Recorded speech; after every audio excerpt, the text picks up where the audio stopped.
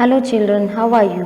Today we are going to move on to our next poem of Standard 8 English Junction, that is poem number 3 of this literature book. The name of the poem is The Hero. It is written by Rabindranath Tagore. I hope you all know Rabindranath Tagore. Afterwards, I'll explain you about him also. First of all, let's see the objectives of learning this poem. Why we are going to learn this poem? The first objective is to grasp the speaker's imagination. We are learning this poem why because इसमें जो speaker है, जो छोटा बच्चा है, वो क्या क्या इमेजिन करता है उसके बारे में वो हमें बताता है इस पोएम में. The next point is to interpret a child's fantasy. मतलब कैसे रियलिटी में वो चाइल्ड जो इमेजिन करता है और वो क्या क्या देखता है वो हमें इंटरप्रेट करता है, हमें बताता है इस पोएम में. The last point is to infer what causes such a thought process. और किस वजह से ये उसको ऐसे थॉट्स आते हैं. For that we are going to learn this poem. So before starting with this poem and the summary and all, I would like to show you the animated video of this poem. So let's watch that video.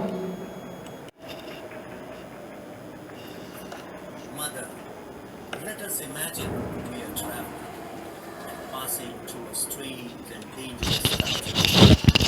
Riding in a palanquin and trotting by you on a red horse. It is evening and the sun goes down. The waste of Joradiki lies when great focus. The land is desolate and barren. You are frightened and thinking, I know not where we have come to. I say to you, Mother, do not be afraid. The meadow is prickly with spiky grass, and through it runs a narrow, broken path. There are no cattle to be seen in the wide field. They have gone to the village stalls. It grows dark and dim on the land and sky, and we cannot tell where we are going. Suddenly, you call me and ask me in a whisper, What light is that near the bank? just then there burst out a fearful yell, and figures come running towards us. You sit crouched in a palanquin and repeat the names of the gods in prayer. The bearers, shaking in terror, hide themselves in the thorny bush. I shout to you, don't be afraid, Mother, I am here. With long sticks in their hands and hair all white about their heads, they come nearer and nearer. I shout, have a care, you villains. One step more and you are dead. They give another terrible yell and rush forward. You clutch my hand and say, Dear boy, for heaven's sake, keep away from them. I say, Mother, just you watch me. Then I spur my horse for a wild gallop, and my sword and buckler crash against each other. The fight becomes so fearful, Mother, that it will give you a cold shudder. Do you see it from your palanquin? Many of them fly, and a great number are cut to pieces. I know you are thinking, sitting all by yourself, that your boy must be dead by this time. But I come to you all stained with blood and say, Mother, the fight is over now. You come out and kiss me, pressing me to your heart, and you say to yourself, I don't know what I should. I haven't my bow to escort me. 1,000 useless things happen day after day, and why couldn't such a thing come true by chance? It would be like a story in a book, my brother would say. Is it possible? I always thought you were so delicate. Our village people would all say in amazement, was it not lucky that the boy was with his mother? So children, I hope you like the animation of the poem and would have understood somewhat regarding the poem. So before moving on to the poem, I'd like to show you a mind map related to this word hero. अब जब हम hero ये word बोलते हैं तो हमारे दिमाग में कौन से वर्ड्स आते हैं. It is about that. The first word that is about champion. The next is courageous and compassionate, winner और conqueror. The next is saviour, then heroic and warrior. ये सारे वर्ड्स हमारे दिमाग में आते हैं जैसे ही हम वर्ड हीरो बोलते हैं. सो before starting with the poem, I would like to explain you the summary of the poem. So here's the summary. In this, Hero, a great poem written by Rabindranath Tagore ने लिखी है ये poem, depicts a mother and her child's adventure. ये क्या हमें बताती है इस poem में? मदर और चाइल्ड के साथ जो एडवेंचरस थिंग हुआ था उसके बारे में it is telling us.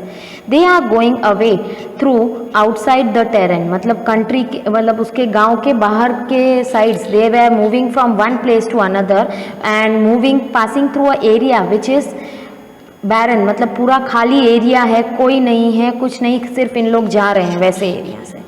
The kid is riding on a chestnut horse and the mother is in a palanquin. Kid है वो एक हॉर्स के ऊपर राइड कर रहा है और मदर है वो एक पैलेंक्विन मतलब पालकी में है. Then when the darkness gets in the way suddenly, अचानक से जब अंधेरा होता है, they are attacked by a bandits. Bandits मतलब डाकू अटैक करते हैं उनके ऊपर जैसे अंधेरा होता है. Then what happens, mother gets nervous and requesting that her child escapes. Mother एकदम डर जाती है बट उसको अपने बेटे का ख्याल आता है और बेटे को कहते हैं तू यहाँ से चला जा. But the boy gallops his horse. But जो बॉय है वो अपने हॉर्स को स्पीड अप करता है and fights a fear fighting. एकदम फियरलेसली वो उन लोग के साथ लड़ाई करता है. His mother stays in palanquin reluctant to look out, doubt that her baby may be sacrificed. और मम्मी जो है उसकी माँ वो पैलेंक्विन में ही रहती है, पालकी में, और वहाँ से वो देखते रहते हैं कि अगर उसका जो बेबी है, बॉय है, वो कहीं मर नहीं गया हो. Some of the bandits are killed in the battle, the rest survive. कुछ है जो डाकू उस बैटल में मारे जाते हैं और दूसरे जो है वो वहाँ से भाग जाते हैं. At that point, the child comes back to her mother. और उस टाइम जब वो सारे चले गए, कुछ मर गए, तब वो जो लड़का है वो अपनी माँ के पास आता है और कहता है, the mother is excited to see her child alive. और माँ उसको देख के एकदम खुश हो जाती है, एक्साइटेड हो जाती है कि उसका बेटा जिंदा है. Here it is he, but actually it is she embraces him. Means वो उसे गले लगाती है और प्रेज करती है. It is the fantasy of each child to be a hero in the eyes of the world, particularly his mother. Fantasy मतलब उसका सपना होता है हर एक चिल्ड्रन का कि वो पूरी दुनिया के सामने हीरो जैसा बने और पर्टिकुलरली अपनी माँ की आंखों में वो हीरो ही रहे.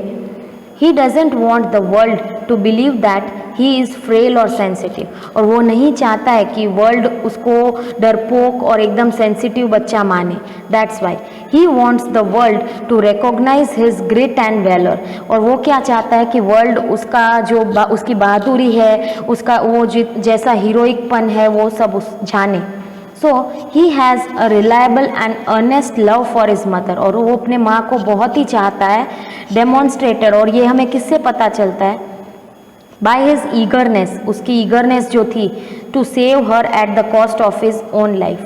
कि जैसे अपनी जान को अपनी जान पे जोखम आ रहा था फिर भी उसने अपनी माँ को बचाया, अपनी जान की बाजी लगा के हम कहते हैं ना वैसे. It is this, says the poem, that changes the boy into a real hero. और इस वजह से उस छोटे बच्चे को एक्चुअल में वो रियल हीरो ये पोएम बनाती है. So here are some meanings so that if you know the meanings the poem will be more clear.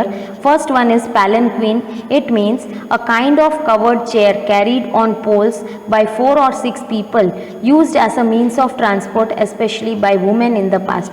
मतलब women is palki में, I mean to say it is a palki in which women used to go from one place to another in the past. The next one is trotting by you. It means riding a horse next to you. आपके बाजू में ही horse लेके ride करना. The next is waste, a large area of land with very few people or plants or animals, that is called waste. Next is Jora Digi. It is a name of a place in Bengali. It means, Jora means twins and Digi means stretches of water or marshy land stalls जहाँ sheds होते हैं animals के, crossed with the body lowered close to the ground. The next is van. It means pale, एकदम pale, मतलब you can understand the meaning. It is उदासीपन, जैसा एकदम उदास होते तो कैसा चेहरा हो जाता है वैसे. The next one is barren, having no plants, जहाँ कुछ भी प्लांट्स उगे ना हो वैसी जगह. Stalls means sheds of animals, animals के जो रहने की जगह होती है वो. The next meaning is crossed. It means with the body lowered close to the ground, जो बॉडी को उठाते हैं क्लोज टू द ग्राउंड, थोड़ा ही ऊपर. The next meaning is have a care, used to tell someone to be more careful. किसी को have a care मतलब किसी को कहना कि ध्यान रखना ऐसे. spur, it means to make a horse. then wild gallop, it means the fastest speed of a horse, सबसे ज़्यादा speed horse की. the next one is buckler, a small round shield held by a hand or worn on the forearm, जो बचने के लिए जो shield use करते हैं लड़ाई में वो. The next meaning is give you a cold shudder. It means make you tremble with fear, एकदम डर जाना.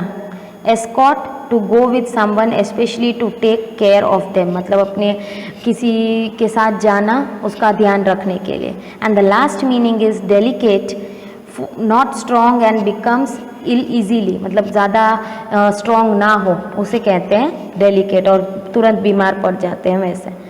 Now here children, I'd like to tell you some description about Rabindranath Tagore, who has written this poem. He was born in 1861 and died in 1941 and was a renowned poet, educator, painter and social reformer. वो painter भी थे, educator भी थे and social work भी करते थे.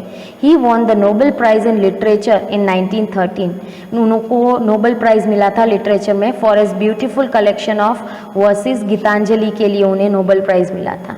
ही had a deep interest in children, उनको children बहुत पसंद थे. And wrote many poems about them, उनके बारे में बहुत सारी पोएम्स लिखी उन्होंने. In this poem the speaker is a young boy. इसमें जो स्पीकर है वो एक छोटा लड़का है who wants to be a hero, जिसे हीरो बनना है लोगों की नज़रों में. He describes an imaginary journey with his mother.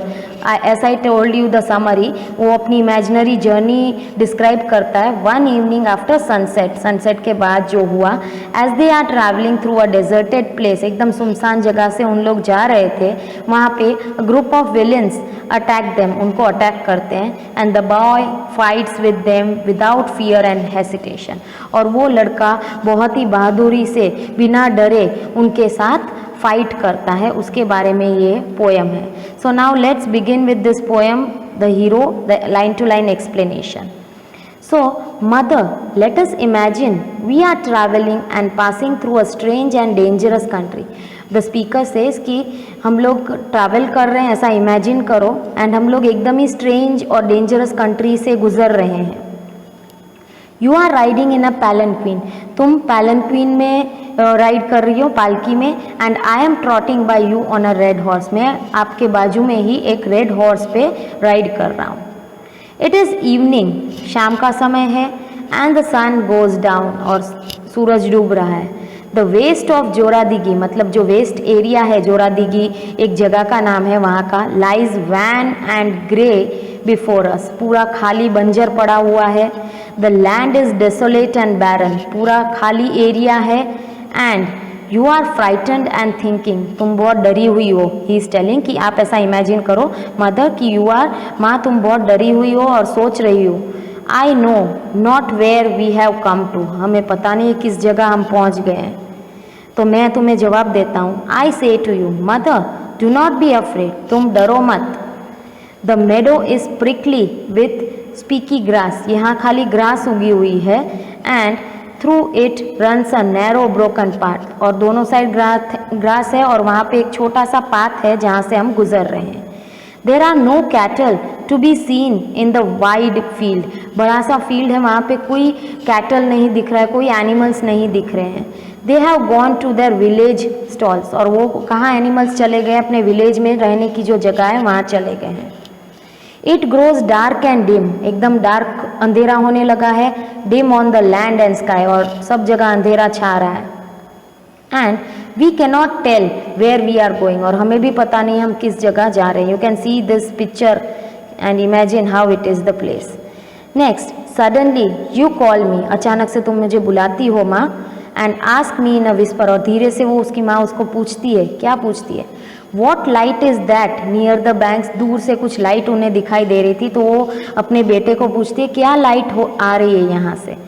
Just then there burst out a fearful yell, और फिर जोर से आवाज़ आती है वहाँ पे, and figures come running towards us, और कुछ लोग दौड़ते हुए हमारे तरफ आते हैं। You sit crouched in your palanquin. I explained you the meaning of crouch, children. What is the meaning of crouch? वो कहता है माँ तुम अपनी पालकी में एकदम ही ग्राउंड को टच हुए वो पालकी में एकदम छुप के बैठ जाती हो। And repeat the names of the gods in prayer, और भगवान से प्रार्थना करने लगती हो, गॉड के नाम लेते हैं। The bearers shaking in terror hide themself in the thorny bush, और जो पालकी उठा रहे थे वो बेरर्स, जो लोग थे पालकी उठाने वाले, वो एकदम डर जाते हैं और खुद को वो थॉर्नी बुश जो था वहाँ पे उसके पीछे खुद को वो वहाँ जाके छिप जाते हैं। और तब ये लड़का चिल्लाता है, I shout to you don't be afraid mother, I am here, और वो लड़का जोर से कहता है कि तुम मत डरना, मैं यहाँ पे हूँ। Now let's move on to the next page. With long sticks in their hands and hair all wild about their heads, they come nearer and nearer. उनके हाथों में जो गुंडे आए थे, जो विलन्स थे, उनके हाथों में बड़ी बड़ी स्टिक्स है और लंबे लंबे बाल है और एकदम वाइल्ड जानवर के जैसे लग रहे हैं और नज़दीक आते जा रहे हैं उनके।